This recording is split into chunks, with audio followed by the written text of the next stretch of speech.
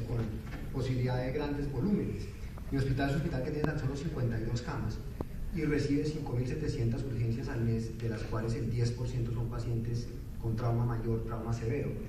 En un solo mes se transfunden más de 400 hemoderivados, y eso hace que para nosotros el tema de la disponibilidad de sangre y las estrategias de reanimación volumétrica sean un problema del día a día, y por eso estos temas los hemos venido trabajando y los venimos creciendo en la medida que también nos ha crecido lastimosamente el volumen de pacientes que nos llegan conforme nos han aumentado las velocidades por las dos autopistas que rodean a la universidad y al hospital.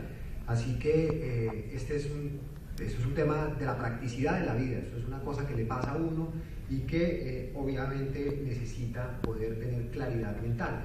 Y una de esas cosas es definir quién es candidato para reanimación hipotensiva y quién definitivamente no puede llegar allí. Y cuando uno decide qué hacer con reanimación hipotensiva, pues debe tener claro cuáles son las estrategias para hacerlo y cómo se debe medir. Este es un paciente que llega al hospital, es un muchacho que viene borracho en una moto y se estrella contra un camión que estaba parado y él no lo vio. En la borrachera no lo vio y se golpea ya con una amputación traumática de la pierna. Si uno se atiene a los criterios de ATLS para el trauma, diría pues que el shock es el paciente que está hipotenso, ligúrico, taquicárdico, pálido y con piloerección, y con eso se quedaría uno como en la macroscopia de un fenómeno tan complejo como el shock hipovolémico. Pero la verdad, todos sabemos que el fenómeno del shock no es esto, no es la pérdida del tejido, no es la sangre, aunque como dicen las abuelitas, la sangre es escandalosa, pero ese no es el problema está en la microcirculación, porque el shock realmente es un estado de hipoperfusión mantenida.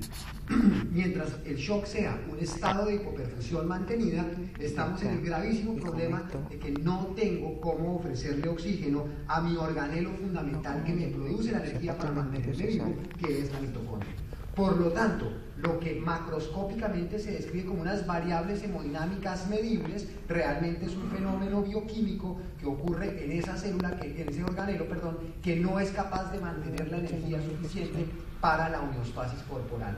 Y esta, cuando empieza a disfuncionar, produce esto, nuevamente volviendo a lo macroscópico, que es la disfunción orgánica múltiple.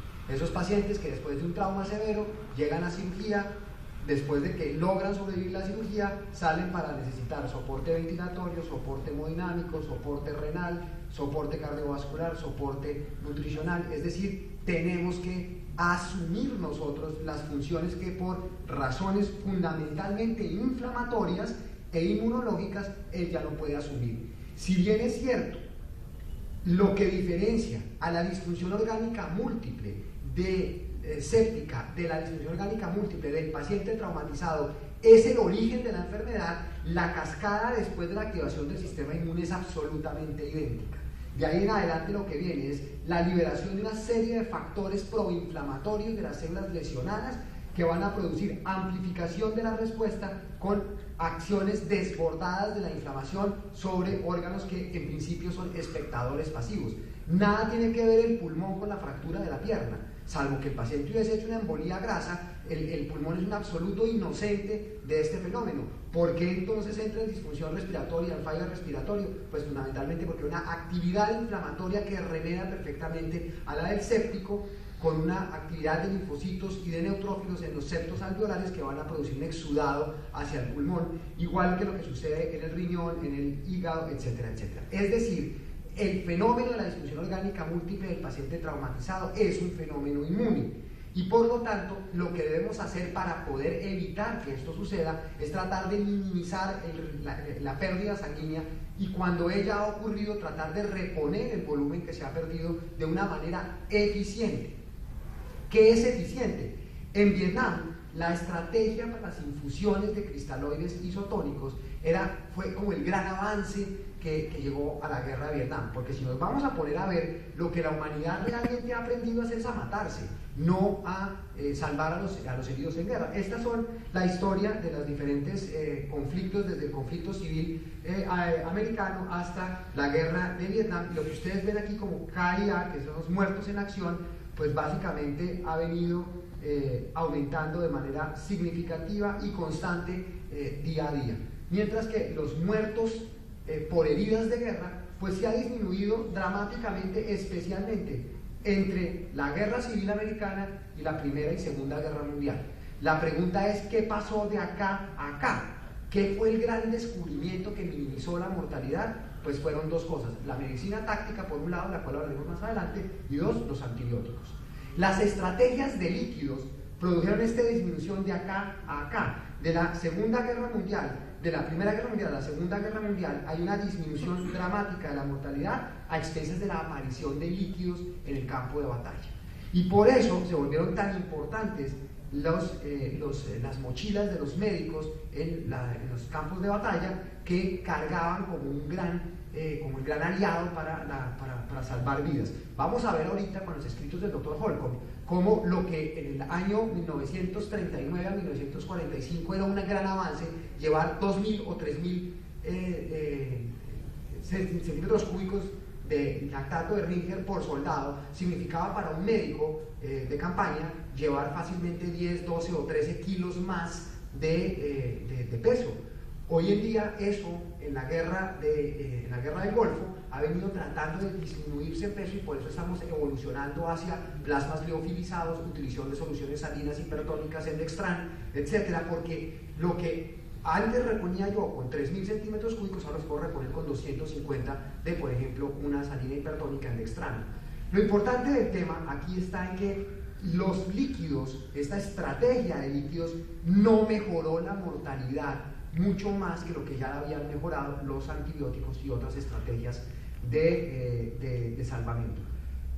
¿Qué ha aprendido el mundo del shock hipovolémico desde la guerra de Vietnam 1969-1972 a la primera guerra del Golfo en los años 90? Pues fundamentalmente lo que aprendió fue lo que hoy en día llamamos el Walking Blood Bank. Cuando un soldado americano, un marín de estos de 2 metros, que fácilmente podría requerir 6 bolsas de sangre u 8 bolsas de sangre para reponer su volemia, va a salir al frente, lo que hace es donar su propio plasma para tenerlo listo en el caso de que, al ser herido, pueda él recibir su propio plasma como expansor plasmático.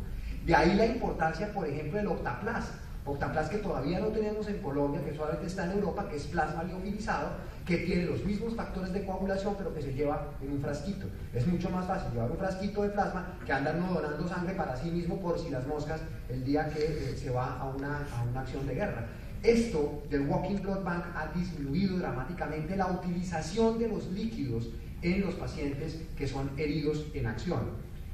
Las estrategias de reanimación volumétrica han venido cambiando dramáticamente. De ese 3-1 a 8-1 de Vietnam, hemos ido pasando rápidamente hacia la reanimación suspendida en el campo.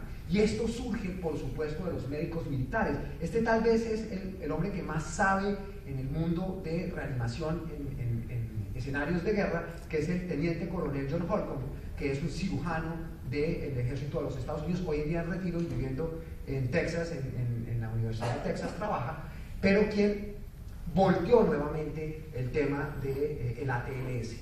El ATLS era una estrategia de reanimación para civiles versus la realidad de la guerra, que implicaba tener que hacer unos abordajes diferentes en escenarios absolutamente agrestes para quien estaba reanimando. Yo no, afortunadamente y gracias a Dios ustedes no tienen esa desgracia, pero cuando uno ha tenido que reanimar un escenario de batalla, tener que tratar de reanimar cuando oye balas que están pasando por encima, pues no le da a uno mucho tiempo de concentración, y eso de poner un Yelco 14 en una vena cuando a uno le está temblando el pulso porque piensa que el próximo muerto soy yo, pues eso no es tan fácil. De ahí que los grandes avances que haya producido este tema de la medicina militar en los Estados Unidos se aprendieron con la catástrofe